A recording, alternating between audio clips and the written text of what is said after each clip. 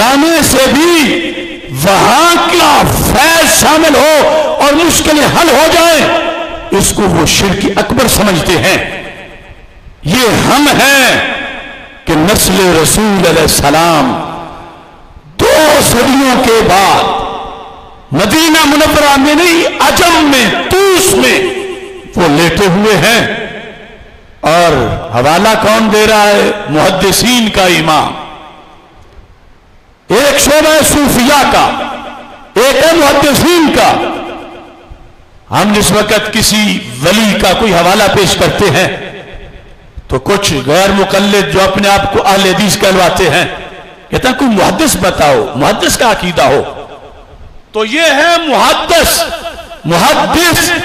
ابن حبان کتاب الثقات کے اندر یہ کہہ رہے ہیں کہ میرا یہ عقیدہ ہے کہ امام علی رضا کی مزار پر جانے سے مشکلیں حل ہو جاتی ہیں۔ تو جب یہ عقیدہ ان کا ہے تو یہ پھر اس عہد کے بریلوی ہوئے، اگرچہ امام احمد رضا تو کافی بعد میں پیدا ہوئے، مگر جس کو آج بریلویت کہا گیا عقیدہ تو اس وقت بھی موجود تھا۔ اور اگر یہ عقیدہ رکھنے والا بندہ مشرک ہوتا ہے، بدعتی ہوتا ہے، تو مشرک اور بدعتی کی تو گواہی منظور نہیں ہوتی، پھر ان کے کہنے پہ تو کسی کو سکہ ماننا ہی نہیں چاہیے۔ تو ساری حدیثیں جو کتاب الثقات کے کہنے پر ان کی سندیں مانی جا رہی ہیں وہ تب مانی جائیں گی جب پہلے بریلویوں والا عقیدہ مانا جائے گا۔ یہ ہے فیض ائمہ اہل بیت رضی اللہ تعالی عنہم کا۔ دوسری طرف تہذیب التہذیب فی رجال الحدیث، امام ابن حجر اسقلانی، 4 جلد، یہ بھی راویوں کے حالات ہیں اس میں، اور اس کے اندر بھی امام علی رضا بحیثیت محدث، بھنگ گھوٹنے والے کیا جانے کہ امام علی رضا کون ہے اور ان کا مرتبہ کیا ہے، محدثین نے بحث کی، اور وہ لکھتے کیا ہیں؟ جس سفر کو ابن تیمیہ اور بعض کے وہابیوں نے معصیت کہا، یہ سارے محدث تو وہ سفر کرتے تھے۔ جلد نمبر 4 صفحہ نمبر 656، فضیلت ائمہ اہل بیت، ابھی بات ہو رہی ہے امام علی رضا رضی اللہ تعالی عنہ کی۔ یہاں مصنف کہتے ہیں، سند بیان کرتے کرتے آخر میں پہنچتے ہیں، خرجنا ما امام اہل الحدیث ابی بکر بن خزیمہ و عدیلہ ابی علی الثقفی ما جماعت من مشائخنا وهم بذلك متوافرون الى زیارت قبر علی بن موسیٰ الرضا بطوس۔ یہ ہزاروں محدثین کے امام کہتے ہیں ہم پورے جلوس کی شکل میں امام علی رضا کے مزار کی حاضری کے لیے گئے۔ کوئی مدینہ منورہ سے چلا، کوئی مکہ مکرمہ سے چلا، کوئی نیشا پور سے چلا، یہ سارے اکٹھے ہو کر امام علی رضا رضی اللہ تعالی عنہ کی قبر پہ پہنچے، طوس کے مقام پر۔ آج کا غیر مقلد طبقہ ان کے نزدیک تو یہاں سے شرک ہو گیا، وہ کہتے ہیں کہ نیت کر کے روضہ رسول علیہ السلام کا سفر بھی معاذ اللہ گناہ ہے، کہ مسجد کی نیت کر کے جاؤ، دربار نبی علیہ السلام کی نیت نہ کر کے جاؤ۔ اور پورا زمانہ جن محدثین کی پہنچائی حدیثیں مانتا ہے وہ کیا کر رہے ہیں؟ وہ سرکار صلی اللہ علیہ وسلم کی نسل پاک کے ایک پھول کی قبر پر ارادہ کر کے جا رہے ہیں۔ تو یہ مسلک امام احمد رضا بریلوی نے گڑھا نہیں ہے، انہوں نے پڑھ کے سنایا ہے۔ ورنہ اگر اس مسلک پہ اعتراض ہے تو پھر دنیا کوئی اپنا مسلم ڈھونڈے، اپنا بخاری، اپنا ترمذی، اپنا نسائی، اپنا ابن ماجہ، اپنا ابو داؤد، کیونکہ ان سب کے جو اساتذہ ہیں ان سب کے عقیدوں میں تو بریلویت پائی جاتی ہے، یہ سنیت پائی جاتی ہے۔ یہ صرف گئے ہی نہیں، اگلے لفظ بہت زیادہ قابل غور ہے. وہ لفظ کیا ہے؟ لفظ وہابی کہتے ہیں غیر اللہ کی تعظیم سے بندہ مشرک ہو جاتا ہے.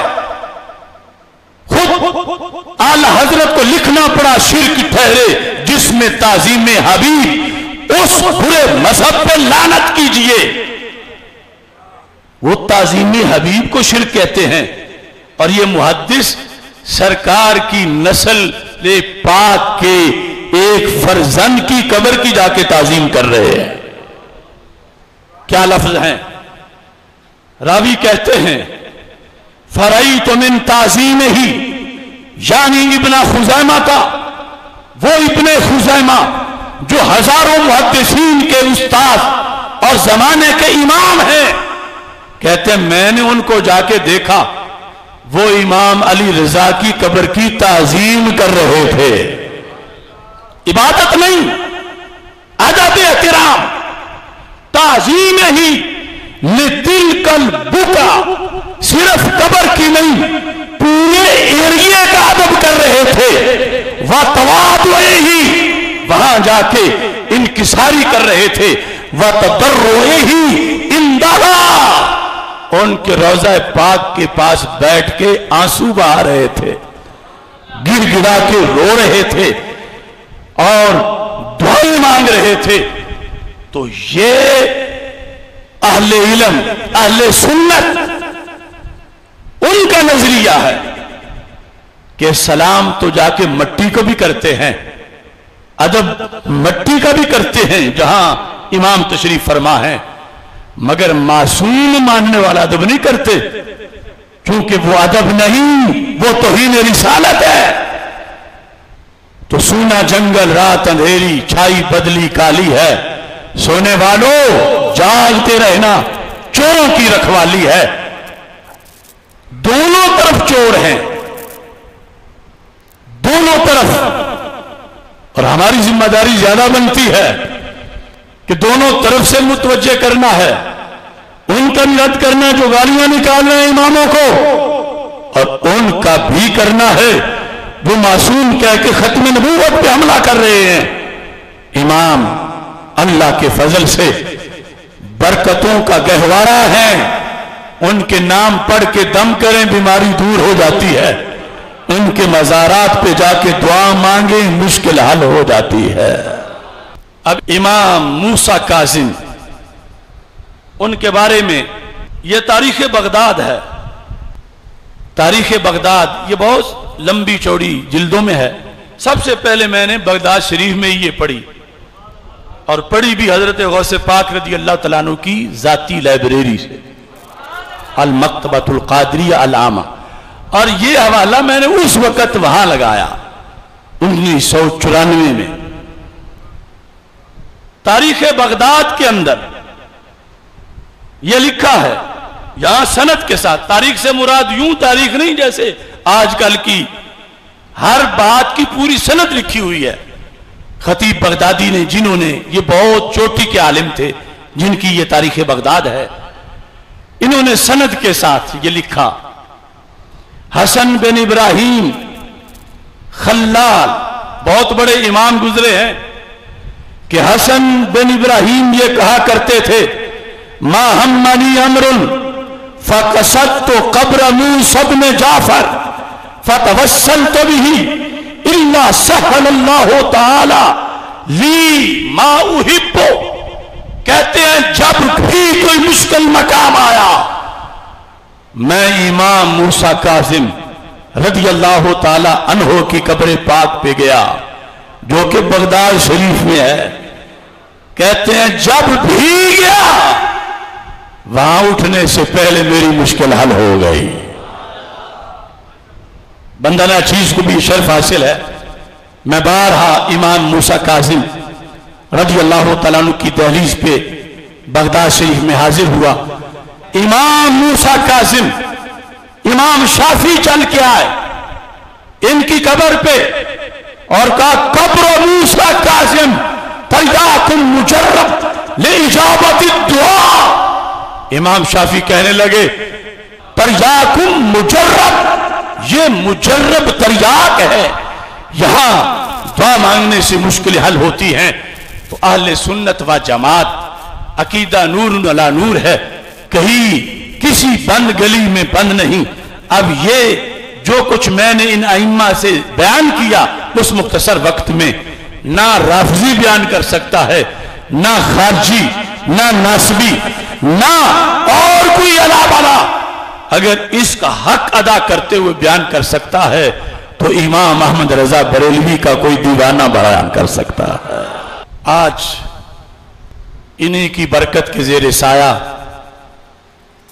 مولانا محمد عابد جلالی صاحب رحمہ اللہ تعالی کے عرس شریف کی یہ تقریب انعقاد پذیر ہے، اور مجھے یہاں بیٹھ کر آپ سے گفتگو کرنے میں کوئی مشکل محسوس نہیں ہو رہی، حالانکہ ویسے تو کئی تقاضے ہیں کہ مشکل محسوس ہو، مگر جب میں یاد کرتا ہوں اس قبر نما چکی کو کہ جس کی ایک دیوار کے ساتھ میرا سر اور دوسری کے ساتھ میرے پاؤں لگ جاتے تھے کوٹ لکھپت جیل میں، کیونکہ ان دنوں میں وہاں تھا، عید کی نماز بھی فقہی طور پر تو ادا نہیں ہو سکتی تھی کہ اذن عام نہیں، اتنے لوگ نہیں، لیکن جو دو میرے پہرے پہ کھڑے تھے میں نے انہی کو ہی پیچھے کھڑا کر کے میں نے کہا کہ چلو کچھ تو کریں، خطبہ بھی دیا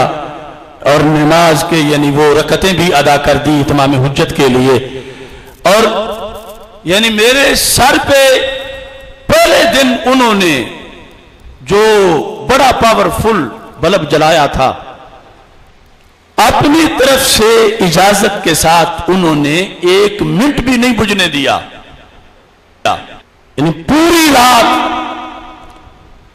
اور وہ سارا یعنی قبر نما حصہ ایک تنور کی طرح تھا جس میں یعنی جسم پورے کا پورا جل چکا تھا، جلس چکا تھا، مگر پھر بھی یہ اس دین اور مسلک کی لذت ہے کہ میرے سامنے کھڑے ہوئے سپاہی بھی میرے ساتھ مل کے یہ پڑھتے تھے، لگیاں نی موجاں تے لائی رکھی سونیا، چنگیاں کے بھلیاں نبھائی رکھی سونیا۔ یعنی اتنی سختیوں کے باوجود اس مسلک کے اندر، اس نظریے کے اندر اس قدر اللہ نے چاشنی رکھی ہے، اور فَإِنَّ مَعَ الْعُسْرِ يُسْرًا إِنَّ مَعَ الْعُسْرِ يُسْرًا، یہ اللہ تعالیٰ کا وعدہ ہے، اور اس کے مطابق انشاءاللہ یہ کاروان آگے چلتا رہے گا۔